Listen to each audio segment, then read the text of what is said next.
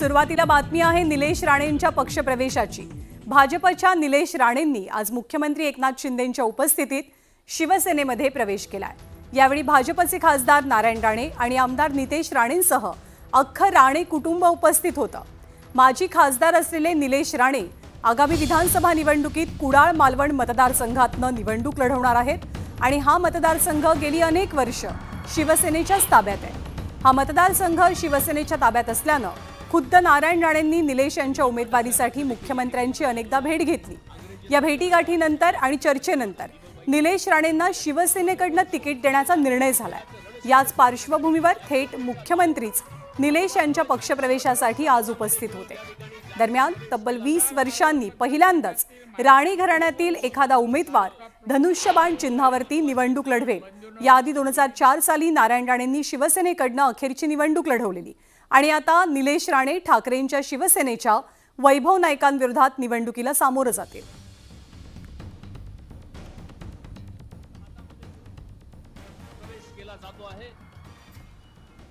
हेऊन शिवधनुष्य हेऊन हिंदुत्वाची जाण ही दिशाना शिवरायांचा योजनेबद्दल माझ्या लाडक्या बहिणींमध्ये एक वेगळा विश्वास निर्माण झाला।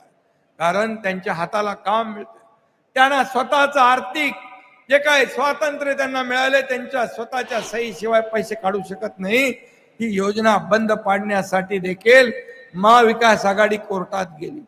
माझ्या लाडक्या बहिणींना म्हणाले काय तुम्ही भीक देताय का, विकत घेताय का, लाच देताय का?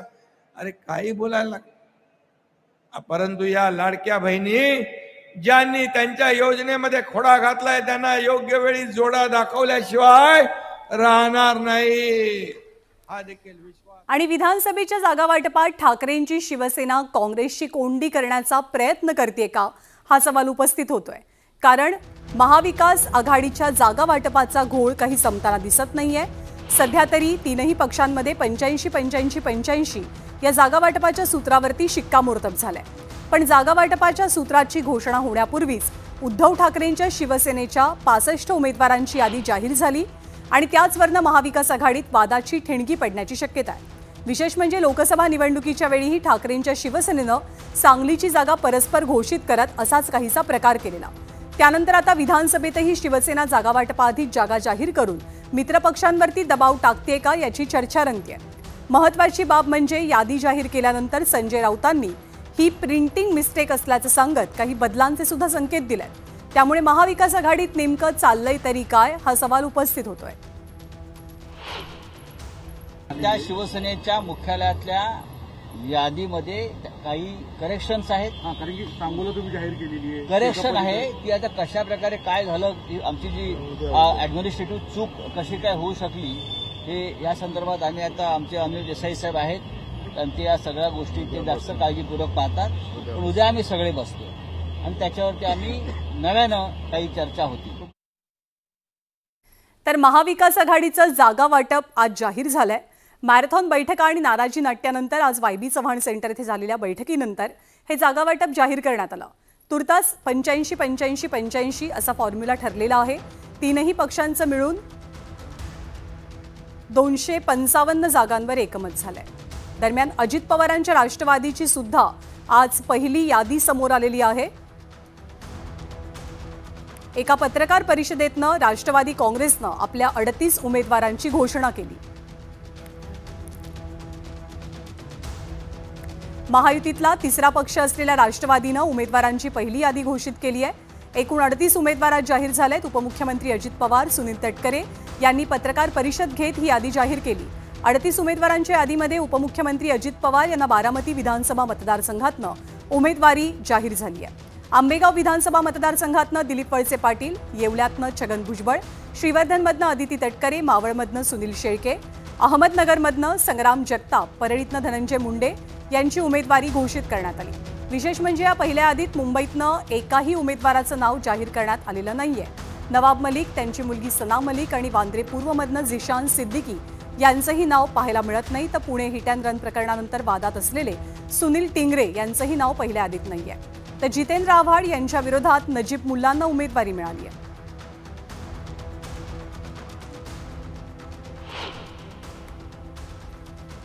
ते आम्ही केलेलं आहे आणि जे काही राहिलेलं आहे त्याच्याबद्दलची चर्चा चालू आहे. आत्ताच प्रांताध्यक्षांनी सांगितलं उद्यापर्यंत राहिलेली सेकंड लिस्ट देखील जाहीर केली जाईल आणि तो पक्षाचा अधिकार असतो कुणाला द्यायचं कुणाला नाही द्यायचं. काही महिलांना, काही युवकांना, काही ज्येष्ठांना, काही अनुभवींना, असं सगळ्यांचं उद्या आपल्याला राज्य चालवायचं.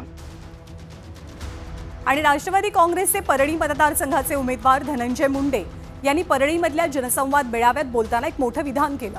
आपल्या राजकीय अंताचा प्रयत्न सुरू असल्याचं मुंडे म्हणतात. आपल्या अवतीभोवती चक्रव्यूह रचून आपला अभिमन्यू झाल्याची भावना त्यांनी व्यक्त केली. आपल्याला पाडण्यासाठी अनेकांनी देव पाण्यात ठेवलेत, बहिणीला संपवलं, आता भावाची बारी आहे असं काहींना वाटतंय. पण ना बहीण संपत असते ना भाऊ संपतो, अशी टीका धनंजय मुंडेंनी शरद पवारांच्या राष्ट्रवादी पक्षावर केली आहे. त्यांचा हाच प्रयत्न आहे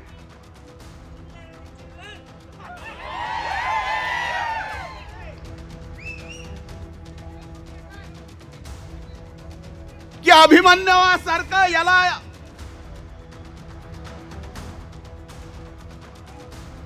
पूर्णपणानं व्यूहरचना अशी करायची की अभिमन्यूचा जसा अंत झाला तसा माझा राजकीय अस्त व्हावा. पण जे कोण करतंय त्याला धनंजयचा नावाचा अर्थ माहित नाही.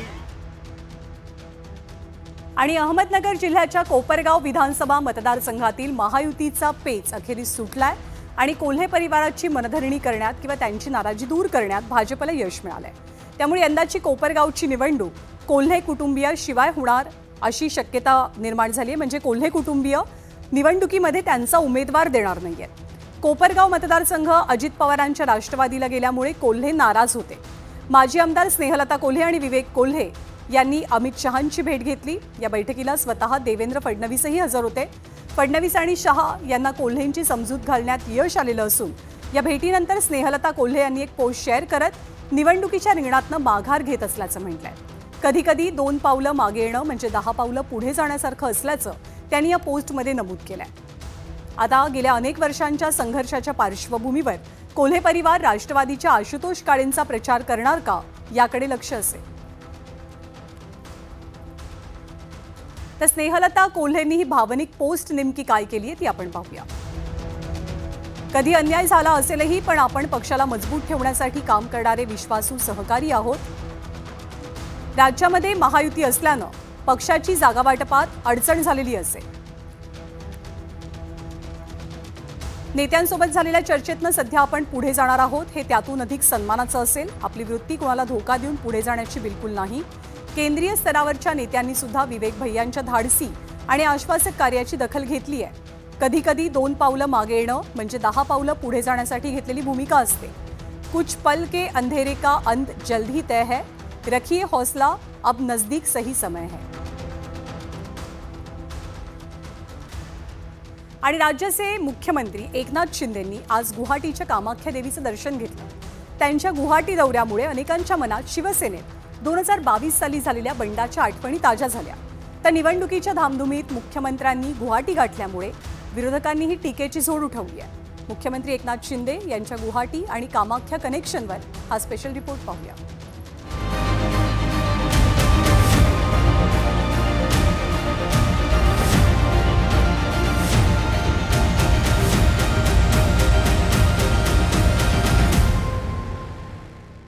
जून 2022 हा तोच काळ होता ज्या काळात बाळासाहेब ठाकरेंनी उभ्या केलेल्या शिवसेनेत सर्वात मोठं बंड झालं. या बंडाच्या केंद्रस्थानी होते ते सध्याचे मुख्यमंत्री एकनाथ शिंदे. एकनाथ शिंदेंनी यावेळी आपल्या सहकारी आमदारांसोबत मुंबई ते सुरत आणि सुरत ते गुवाहाटी असा प्रवास केला. याच वेळी गुवाहाटीतल्या एका मंदिराची आणि तिथल्या देवीची प्रचंड चर्चा झाली. ही चर्चा होती कामाख्या देवीची.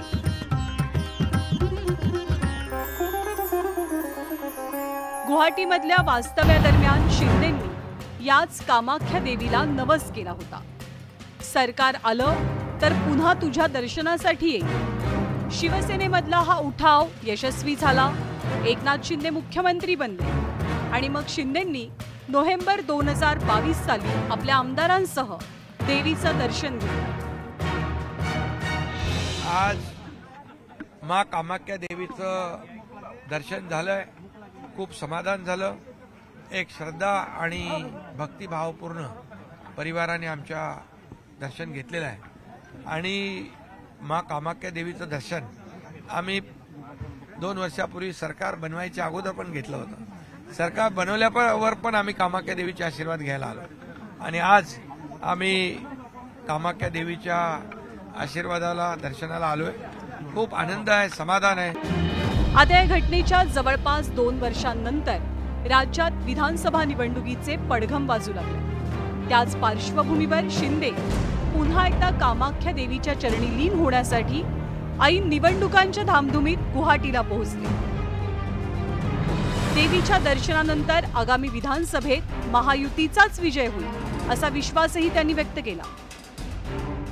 आणि जनता आम्ही कल्याणकारी योजना ज्या केल्या, मुख्यमंत्री माझी लाडकी बहीण योजना, मुख्यमंत्री माझा लाडका भाऊ योजना, मुख्यमंत्री लाडका शेतकरी योजना, कामगार योजना, सगळ्या योजना, सिनियर सिटीजन योजना आणि एकीकडे डेव्हलपमेंट उद्योग आम्ही आणले आणि म्हणून या निवडणुकीमध्ये महाराष्ट्रातली जनता, लाडक्या बहिणी, लाडके भाऊ, शेतकरी, ज्येष्ठ नागरिक सर्वजण आमच्या कामाची पोचपावती देतील।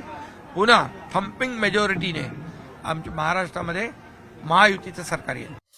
पण शिंदेंच्या गुवाहाटी दौऱ्यावरनं राज्यातलं राजकारण चांगलंच तापलं। विरोधी पक्षातल्या संजय राऊतांनी या दौऱ्यावरती त्यांच्या खास शैलीत निशाणा साधला। कालपासून महाराष्ट्राच्या स्वप्नामध्ये म्हशींचं हंबरण ऐकू येत आहे। म्हशी बिचारा तडफडत आहेत। गोहत्या, गोवंश हत्या ही आहेच, पण प्राणी हत्या हा सुद्धा मनुष्य जातीला आणि मानवतेला कलंक आहे। त्याच्यामुळे गेल्या काही दिवसापासून गुवाहाटीतून जे हंबरडे आम्हाला ऐकू येत आहेत त्याच्यामुळे राज्याच्या जनतेचं काळीज विदीर्ण झालेलं आहे। निवडणुकांच्या काळातली गंमत अशी की निवडणुका लागल्या की अनेक नेत्यांचं टेम्पल रन सुरू होतं। कोण पूजा पाठ करतं तर कुणी आपल्या श्रद्धास्थानाच्या दर्शनानं प्रचाराचा शुभारंभ करतं। उदाहरण द्यायचं झालंच तर पवार कुटुंब कोणत्याही निवडणुकीच्या प्रचाराचा नारळ कण्हेरीच्या मारुती मंदिरातच फोडतं, तर कोकणातल्या अनेक नेत्यांची मालवणच्या भराडी देवीवरची श्रद्धाही दिसते। शिवाय अर्ज भरतानाही अनेक जण मुहूर्ताला प्राधान्य देतात। निवडणुका जवळ आल्या त्यामुळे प्रत्येक राजकारणी त्याचं जे जे आराध्य असेल त्या सगळ्या आराध्यांचं दर्शन घ्यायला चाललंय। म्हणजेच काय तर परीक्षा देताना आपल्या बुद्धीवर, ज्ञानावर, केलेल्या कामावर, अभ्यासावर विश्वास असतोच, परंतु त्या विश्वासासोबत जे अभय लागतं परीक्षा देण्यासाठी ते अभय कुठनं तरी मला मिळावं ही प्रत्येक विद्यार्थ्याची आणि राजकारण्याची इच्छा असते। त्याच्यामुळे राजकारणात असलेले विद्यार्थी त्या प्रत्येक विद्यार्थ्याची ही परीक्षेची वेळ आहे। त्याच्यामुळे आपण बघत होतो आज महाराष्ट्राचे आपले आदरणीय मुख्यमंत्री श्री शिंदे साहेब हे कामाख्याला गेले। काही नेते आहेत ते सिद्धिविनायकाला जातात, काही नेते आहेत त्यांची जी गावातली देवता आहेत, जी त्यांची श्रद्धास्थान आहे तिथे चालले आहेत। कोणी कुलदेवतेला चाललं आहे, कोणी त्यांच्या आराध्य देवतेला चाललं आहे, कोणी आपल्या गुरूंचं दर्शन घ्यायला चाललं आहे। असं विविध ठिकाणी हे जे विविध नेते मंडळी आहे ते सगळे चालले आहे। एकनाथ शिंदे यांच्यासाठी यंदाची विधानसभेची निवडणूक प्रचंड प्रतिष्ठेची आहे। असली शिवसेना कुणाची यासाठी होत असलेली ही लढाई आहे। गुवाहाटी दौऱ्यानंतर निवडणूक जिंकणारच असा विश्वास मुख्यमंत्री व्यक्त करतात। त्यामुळे आता कामाख्या देवी पुन्हा एकदा मुख्यमंत्र्यांना पावणार का हे महिन्याभरानंतरच स्पष्ट होईल। Bureau report, news 18 Lokmat.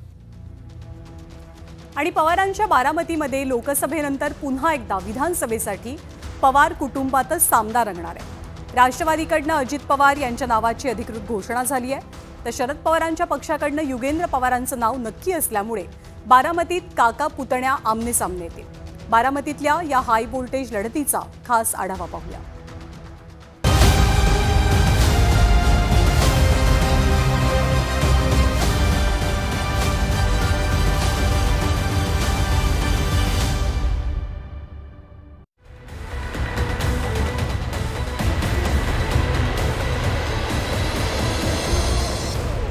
Baramati पवारांचा बालेकिल्ला, राष्ट्रवादीचा अभेद्य गड। पण पवारांमध्ये दुफळी निर्माण झाल्यानं आणि राष्ट्रवादी पक्षही 2 पवारांमध्ये विभागला गेल्यानं आता बारामती नेमकी कोणत्या पवारांची हा प्रश्न उपस्थित झाला. याच वर्चस्वाच्या लढतीचा सामना आता लोकसभेपाठोपाठ विधानसभेच्या निवडणुकीतही होतोय. लोकसभेमध्ये नणंद विरुद्ध भाऊजे अशी लढत बारामतीनं पाहिल्यानंतर आता विधानसभेत थेट काका विरुद्ध पुतण्या असा सामना फिक्स झालाय. शरद पवारांच्या राष्ट्रवादीनं युगेंद्र पवारांना एबी फॉर्मही दिलाय. कदाचित मला असं वाटतंय, मला खात्री नाही, पण युगेंद्र पवार हे आमचे उमेदवार असतील. कदाचित मला असं वाटतंय, मला खात्री नाही, पण युगेंद्र पवार हे आमचे उमेदवार असतील. वातावरण चांगलंय, लोक आपल्या पाठीशी आहेत. जिथं कुठं आपण जातोय फक्त तालुक्यातच नाही तर अख्ख्या राज्यात तुतारी वाजणारे.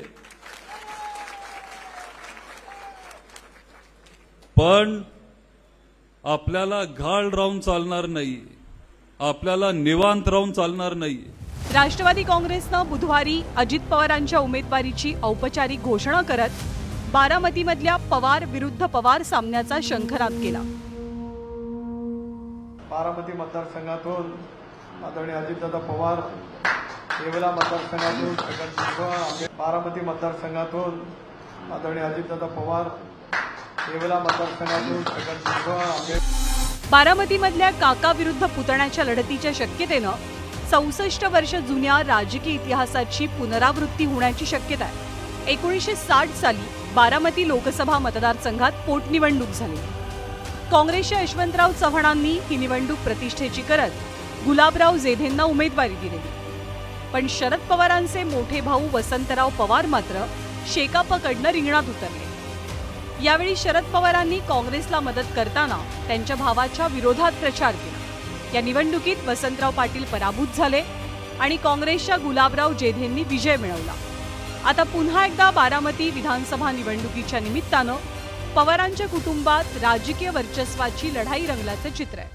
की हा स्वाभिमानांचा पक्ष आहे. सेवा, सन्मान आणि स्वाभिमान.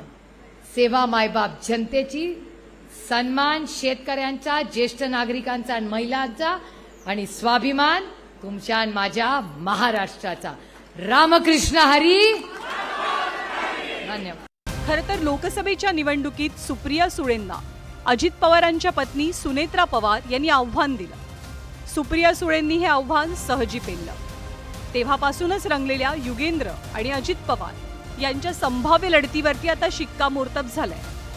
पवार विरुद्ध पवार लढाईच्या पार्ट 2 मध्ये आता बाजी कोण मारणार याची मोठी उत्सुकता आहे. Bureau report, news 18 Lokmat. आणि या बातमीनंतर बुलेटिनमध्ये छोटासा ब्रेक घेऊन आपण थोड्याच वेळात पुन्हा भेटूया. पाहत रहा news 18 Lokmat.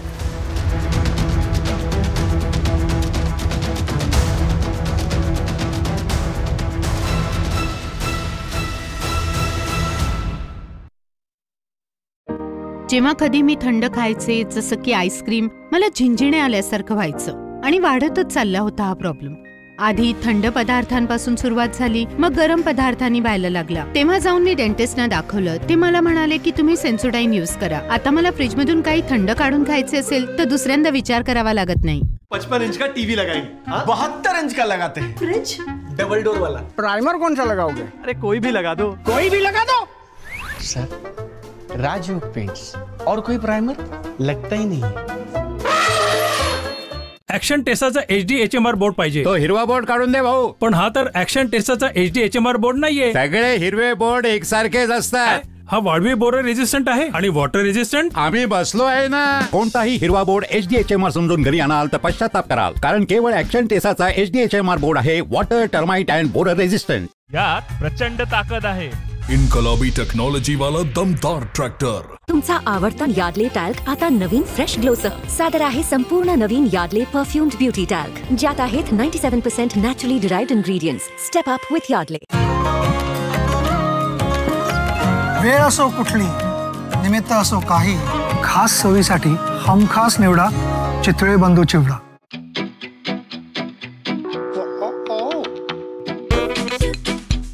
Let's do this. Fill it up.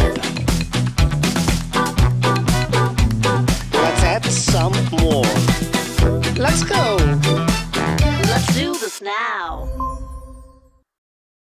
कॉन्स्टिपेशननी हैराण जंडू नित्यम करे एका शॉट मध्ये पोट साफ नाही होणार कॉन्स्टिपेशननी पोट टाईट संपली कॉन्स्टिपेशनची फाईट आता रहा दिवसभर What makes you so attractive? एनवी कमलाच्या दिली होया. फेस्टिवलची आपण किती वाट बघतो. आपल्या फॅमिली सोबत एकत्र येऊन धमाल करतो. आपल्या हाताने फराळ बनवतो. तर मग ह्या फराळाशी कोण कॉम्प्रोमाइज करेल? नाही ना. म्हणूनच बेस्ट निवडा. रामबंधू निवडा. रामबंधू चिवडा मसाला आणि चकली मसाला. रामबंधू वर्षानुवर्ष माझा फराळ पाठव. रमीवर लीडर बोर्ड बनले आहेत धमाकेदार. आता होईल स्मार्टफोनचा वर्षाव. 15 लाखांचे प्राइजेस जिंका प्रत्येक दिवशी. विंजवर कोणतेही एक्स्ट्रा चार्जेस नाही. 823 रमी महामेळा. खेळा कमाल बना मालामाल. या खेळात व्यसन लागणे किंवा आर्थिक जोखीम शक्य आहे. जबाबदारीपूर्वक खेळा. प्लास्टो CVVC पाईप्स न गळतात न गंज लागतो. अप्रतिम मजबूती आणि वर्षानुवर्ष टिकण्याची गॅरंटी. प्लास्टो आहे तर गॅरंटी आहे. बेटा तू मला निर्या करायला मदत करशील? सारी पेरेंट टीचर मीटिंगला सगळ्यांच्या मम्मी जीन्स घालून येतात. तर मग नाही येत शाळेत.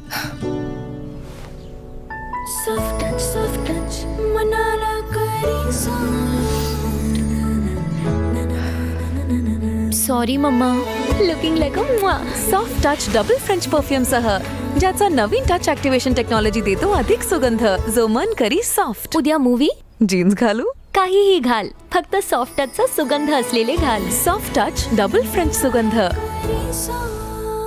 पप्पा आणि माझं नातं जसं पायलट आणि प्लेनचं किंवा जसं स्टुडंट आणि टीचरचं आणि कधी कोच आणि ॲथलीटचं. आमचं नातं जसं दिवाळी आणि बदामाचं. प्रत्येक नात्यात लपलेली अनेक नात्यांची नावं. या दिवाळीला द्या आरोग्यदायी बदाम.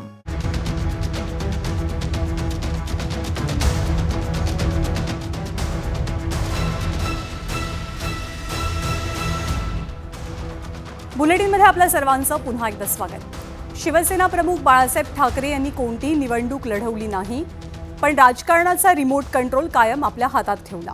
पुढे उद्धव आणि राज ठाकरेंनीही तोच कित्ता गिरवला. पण आता ठाकरेंच्या पुढच्या पिढीत थोडं वेगळं चित्र दिसतंय. आदित्य ठाकरेंपाठोपाठ अमित ठाकरे यांनी सुद्धा थेट निवडणुकीत उतरून जनमताचा कौल आजमावण्याचं निश्चित केलंय. अमित ठाकरेंच्या आजवरच्या कारकिर्दीचा आढावा घेऊया.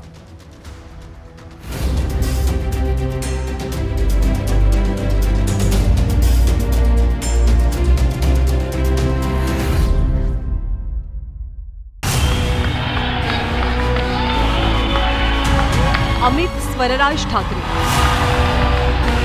आगामी निवडणुकीतला मनसेचा प्रॉमिसिंग चेहरा. अमित माहीम मतदारसंघातनं मनसेची खिंड लढवतील. थेट निवडणुकीच्या मैदानामध्ये उतरणारे ते दुसरे ठाकरे ठरले. राज ठाकरेंचे चिरंजीव म्हणून राजकीय वर्तुळाच्या नजरा कायमच अमित यांच्यावर राहिल्या. आजवर मनसेच्या विद्यार्थी सेनेची धुरा पाहणारे अमित आता मोठ्या राजकीय डेब्यूची तयारी करतात. आजवर पडद्यामागे राहणं प्रिफर करणारे अमित ठाकरे उमेदवारी जाहीर झाल्यानंतरच्या संवादात मात्र कमालीचे खुलले. अमित फुटबॉलचे निस्सीम चाहते आणि त्याच शैलीत त्यांनी आपले आगामी प्लॅन्सही सांगितले. आत्मविश्वास खूप आहे, पण ते लिस्टमध्ये नाव आल्यावर मला थोडा पोटात गोळा आला. कारण आता मला कळलं की आयुष्य चेंज होणार. म्हणजे जसं मी आधी वावरायचो तसं वावरू नाही शकणार किंवा काय जो फ्रीडम होता तो जाणार आहे. कारण ते शासकीय पदाचं ओझं एवढं असतं, पण ते मी घ्यायला तयार आहे. फक्त तो पोटात गोळा आला आहे जो मी एक्सपेक्ट नव्हता केला. तेही तर फ्री किक मारणार डायरेक्ट हाफलाईनवरनं गोल आहे. अमित ठाकरेंचे वडील राज ठाकरे एक उत्तम व्यंगचित्रकार, फरडे वक्ते आणि हुशार राजकारणी.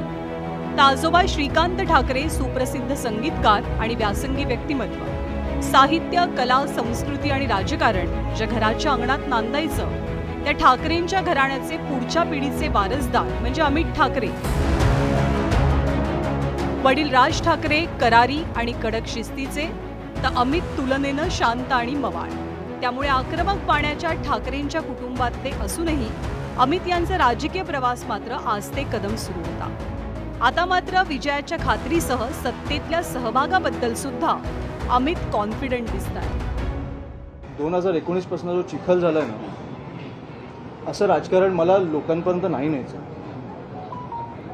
म्हणजे ग्रामीण भागातले असतील, जे शहरातले असतील, जे नवीन मुलं मुली असतील ज्यांना राजकारणात यायचं आहे, मला ह्या लोकांचं राजकारण तिथपर्यंत नाही पोचवायचं. जे पोचतं आहे अनफॉर्च्युनेटली तुमच्या माध्यमातून असेल किंवा लोकांच्या असेल, पण ते पोचतं आहे. ते कुठेतरी एक कोणतरी असा असेल प्रामाणिक तर कुठेतरी तो बदल घडेल, असं किंवा ते बदल घडण्याची सुरुवात तरी होईल असं मला वाटतं. अमित ठाकरे उमेदवार असलेल्या माहीम मतदारसंघात यंदा तगडी स्पर्धा आहे. अमित यांच्या विरोधात शिंदेंच्या शिवसेनेकडनं विद्यमान आमदार सदा सरवणकर तर ठाकरेंच्या शिवसेनेकडनं महेश सावंत यांना उमेदवारी जाहीर झाली. 1990 सालापासून फक्त 2009 सालचा अपवाद वगळता माहीम मतदारसंघावर शिवसेनेचा कब्जा आहे. शिवसेनेची शान आणि ताकद असलेलं शिवसेना भवन सुद्धा याच मतदारसंघात येत असल्यानं हा मतदारसंघ शिवसेनेनं कायमच प्रतिष्ठेचा केला. राज ठाकरे आणि त्यांचा परिवार याच मतदारसंघाचे मतदार आहेत. त्यामुळे अमित ठाकरेंच्या उमेदवारीला असलेला इमोशनल कनेक्टही मोठा आहे. खरं तर आम्हा सर्व मनसैनिकांची इच्छा होती की माननीय अमितजींनी राजकारणात उतरावं. तर ते तुम्ही बघत असाल की गेली काही वर्ष ते फिरतात आमच्यासोबत, पक्षाच्या बांधणीत सहभाग घेतात. तर राजकारणात का नको, निवडणुकीच्या राजकारणात का नको, एक आम्हाला सर्वांना ऊर्जा मिळते ना. आणि त्याचा मान ठेवून मान्य राजसाहेबांनी त्यांना उमेदवारी दिली, त्याचा निश्चितच आनंद आहे आम्हाला. अमित ठाकरे ज्या माहीम मतदारसंघाचे उमेदवार आहेत त्या मतदारसंघात मराठी मतांचं प्राबल्य आहे. इथे 45,000च्या आसपास मराठी, 33,000च्या घरात मुस्लिम आणि 9,000च्या जवळपास ख्रिश्चन मत आहेत. 2019 साली शिवसेनेच्या सदा सरवणकरांनी 61,337 मतांसह इथून विजय मिळवला. तर मनसेचे संदीप देशपांडे 42,690 मतांसह दुसऱ्या क्रमांकावर राहिले. या मतदारसंघात मनसेची एक वोट बँक असली तरी आजवर केवळ एकदाच मनसेला या मतदारसंघात विजयी होता आलाय. त्यामुळे यंदा अमित यांच्या खांद्यावरची जबाबदारी मोठी असेल. ठाकरेंच्या चौथ्या पिढीचे प्रतिनिधी म्हणून अमित ठाकरे हे आव्हान कसं पेलतात याकडे फक्त मनसैनिकच नाही तर अवघ्या महाराष्ट्राच्या नजरा असतील. Bureau report, news 18 Lokmat. आणि यासोबत बुलेटिनमध्ये आत्ता वेळ झालेली आहे. इथेच थांबणे.